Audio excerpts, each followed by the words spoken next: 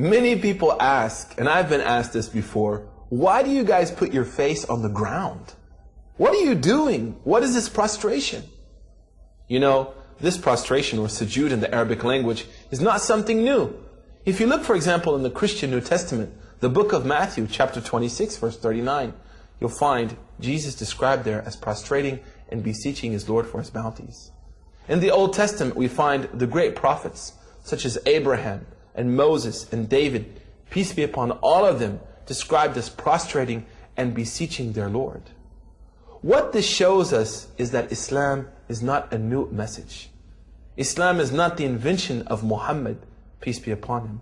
But Islam is the message of all of the prophets. And the prophecy of Muhammad is the culmination of that prophetic message. It represents the zenith of the prophetic message to humanity. Now, what I would like you to do is try to imagine a way that you would show your submission to God. What would you do? What act would you exhibit if you wanted to show your submission to God?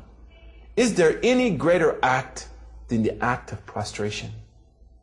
I challenge you to prostrate to your Creator.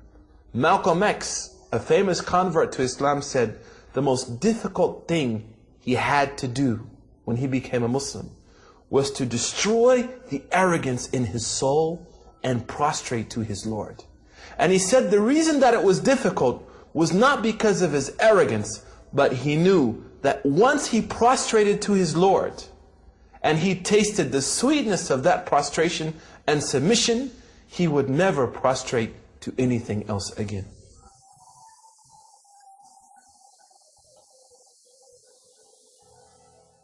And he, Jesus, went a little further and fell on his face and prayed. The Bible, Matthew 26:39.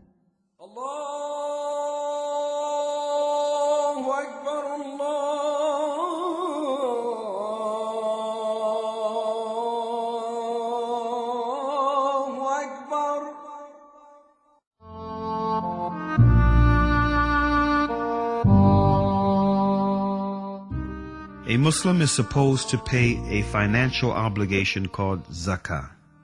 All Muslims should spend 2.5% of their cash savings that were unused for a whole year on the poor, the needy, the homeless, and the orphans.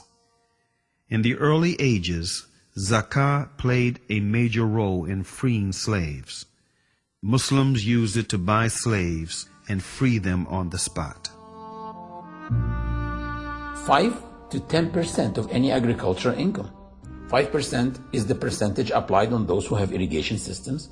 10% is the percentage applied on those who have no irrigation systems, but they depend on rain because they don't have much costs coming out of their pockets. 20% of any extracted resources or minerals, like petroleum, which means that governments, before they go buy arms and weapons for their armies, according to this ritual, they should spend at least 20% of their resources on the poor, the needy, the hungry people, and the homeless. And guess what? This is not a charity. Zakah is the right of the poor on the rich. Muslims do spend in charity, which what they spend in addition to the zakah. One of the traditions of Prophet Muhammad, peace be upon him, is spend with your right hand what your left hand doesn't know, which means without showing off. Do it with sincerity.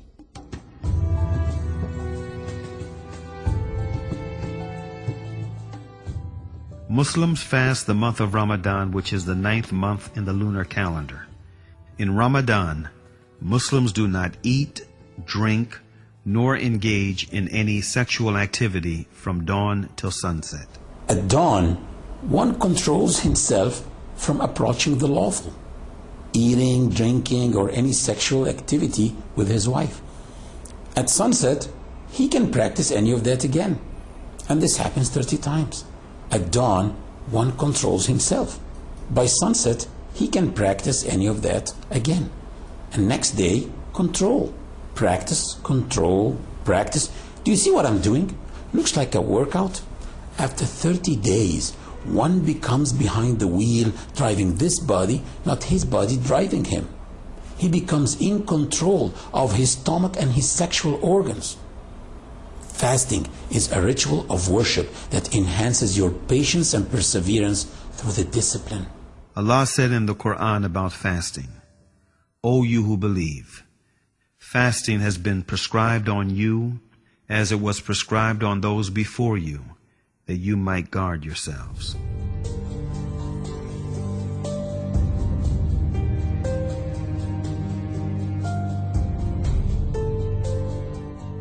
Hajj, or pilgrimage, is an obligation once in a lifetime only on those who are financially and physically able. It shows the universality of this religion. Last year, I did pilgrimage with 2.5 million Muslims. We were all moving together from one place to the other, eating together, worshiping together, praying together, and wearing the same simple clothes together. Anyone besides you can be a millionaire, an owner of a chain of restaurants in his country, or a very poor person. Nobody knows, simply because we are all the same.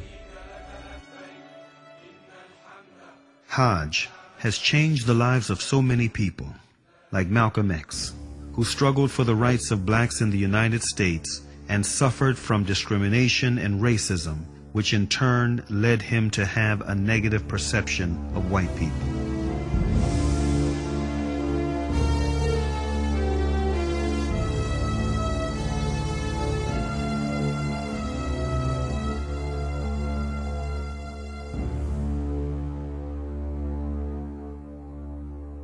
After performing Hajj, he changed. He wrote a letter to his loyal assistants in his newly formed Muslim mosque in Harlem, asking them to duplicate it and distribute it to the press. He wrote, "In pilgrimage, during the past 11 days here in the Muslim world, I have eaten from the same plate and drank from the same glass with fellow Muslims whose skin is the whitest of white, their eyes are the bluest of blue, their hair is the blondest of blonde, and in their actions, and in their words, and in their deeds, I felt the same sincerity of the black people of Nigeria, Sudan, and Ghana."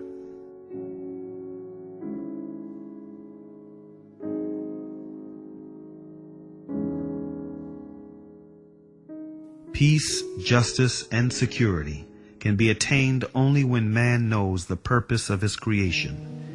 That purpose is to turn to one's Creator, to turn to the one and only God, Allah.